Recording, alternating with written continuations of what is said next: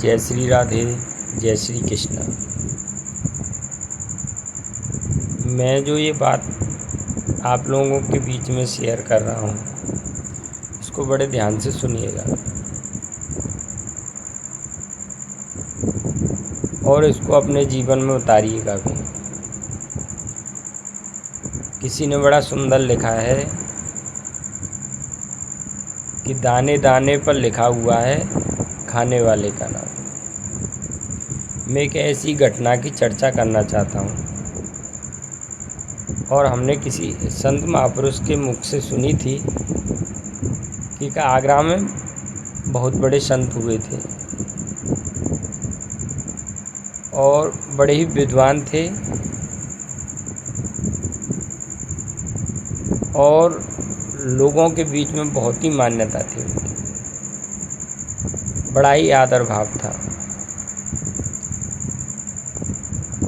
तो वहीं आगरा में एक पंडित जी रहते थे।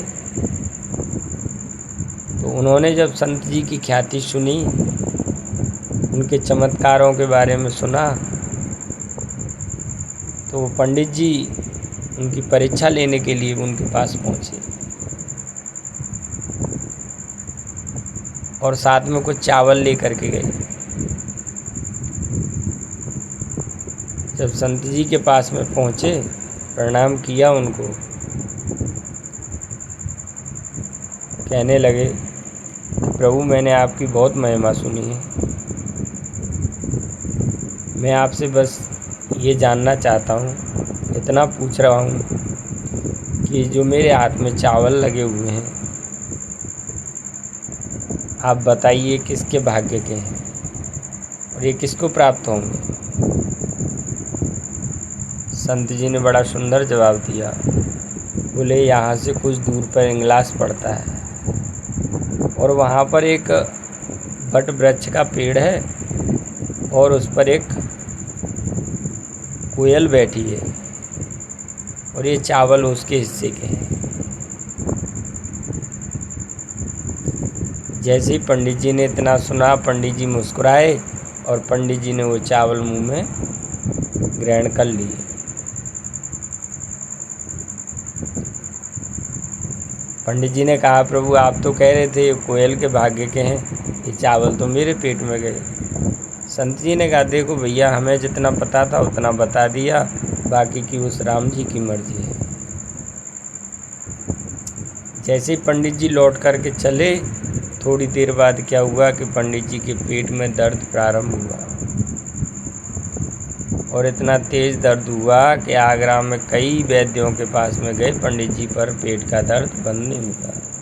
तो आगरा के एक वैद्य जी थे, उन्होंने कहा, देखिए पंडित जी, ये दर्द एक ही वैद्य बंद कर सकता है और वो वैद्य आपको इंग्लास में जा कर के मिलेगा।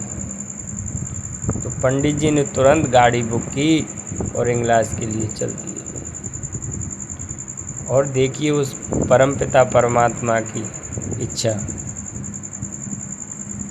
पंडित जी जिस बट वृक्ष के नीचे हमारे संत जी ने बताया था कि कोयल के भाग्य का है, उसकी बट वृक्ष के नीचे गाड़ी रोक दी और पंडित जी ने जैसे ही गाड़ी रुकवाई तो तुरंत उतरते ही पंडित जी को उल्टियाँ आने लगी और जैसे ही उल्टी आने लगी तो चावल के दाने बाहर आ गए और तुरंत पंडित जी की नज़र ऊपर गई तो पंडित जी ने देखा ऊपर कोयल बैठी थी।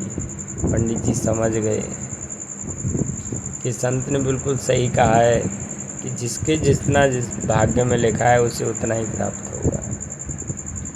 तो भैया, आप ये निश्चित याद रखिए, किसी के हिस्से का कुछ भी मत लीजिए, एक ना एक दिन ज़रूर चुकाना पड़ेगा। अगर आपको ये कथा प्रसंग अच्छा लगे तो वीडियो को लाइक शेयर ज़रूर करें। मैं ऐसी ही रोचक कथाओं के साथ में आपके बीच में ज़रूर आते रहेंगे। जय श्री राधे, जय श्री कृष्ण।